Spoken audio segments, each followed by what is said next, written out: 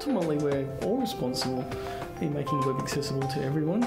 We live in a day and age where it's really easy to put information out there and to share information. So in my view, everyone has a responsibility to do that. You shouldn't have any kind of barrier to you if you're trying to access important information.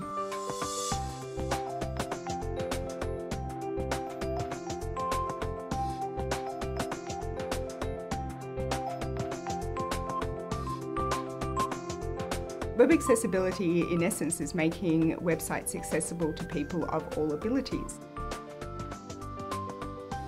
Well, in terms of accessibility, there's two sides of the coin that need to be addressed.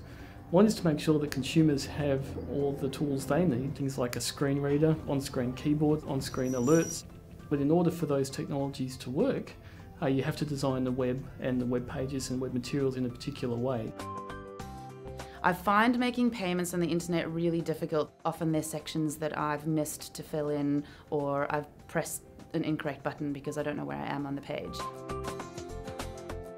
Web content accessibility guidelines have two very clear things about forms that need to be addressed. One is to make sure that the form is correctly labelled so that people know exactly what needs to be input into a form.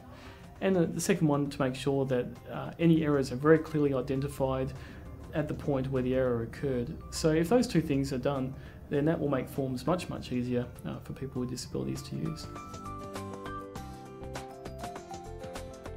Fancy lettering, like if you get cursive writing on there, it tends to disappear because it becomes very thin. There's two really important issues when it comes to fonts. The first one is that it's really important that developers don't use values such as pixels or points, and that they use EM values. The other thing is it's really important that people use a sans serif font like Arial. Most of the kids in our mentoring programs, they get sent links to videos from friends that don't have captions, so they can't watch them. So it's a whole kind of area of just being connected and communication that they can't be a part of. Captions are one of the really big issues at the moment on the internet. For someone who's deaf or hearing impaired, that's really vital in making sure that a video is accessible. It's something which has improved a lot recently. YouTube now have the option where you can upload a video with YouTube and then get Google to automatically put captions on. In the coming years, we're really likely to see a big change in the use of captions. I think it's going to increase a lot.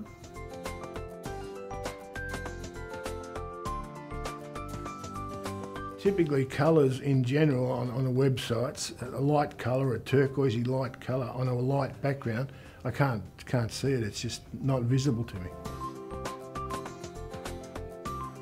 Colours and contrast are a really important part. Many people have colour blindness, and it's still a popular trait on web pages to use colour to flag if something's happened.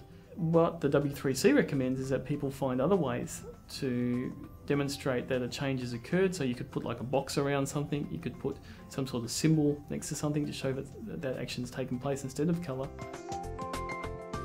A lot of stuff these days is in PDF format, and Zoom text sometimes can't read the PDF format.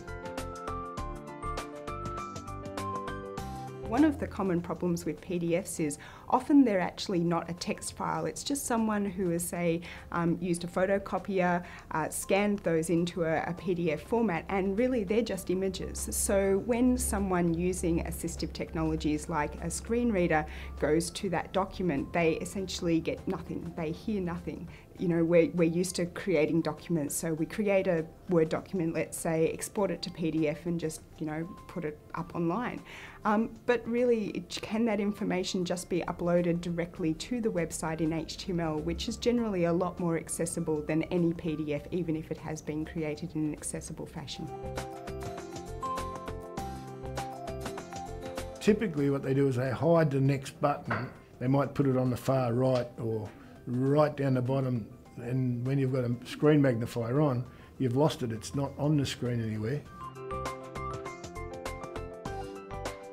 One of the things with a screen magnifier is that when people do zoom in, often they will start at the top left of the screen and then scroll their way around from there. So what that means is that a lot of content that is on the right hand side of the screen may not be visible to someone with a vision impairment.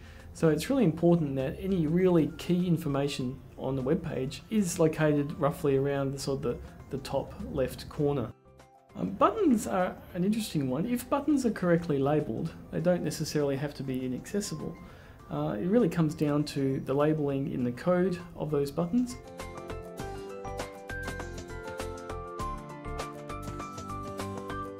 Everyone is responsible for making the web more accessible.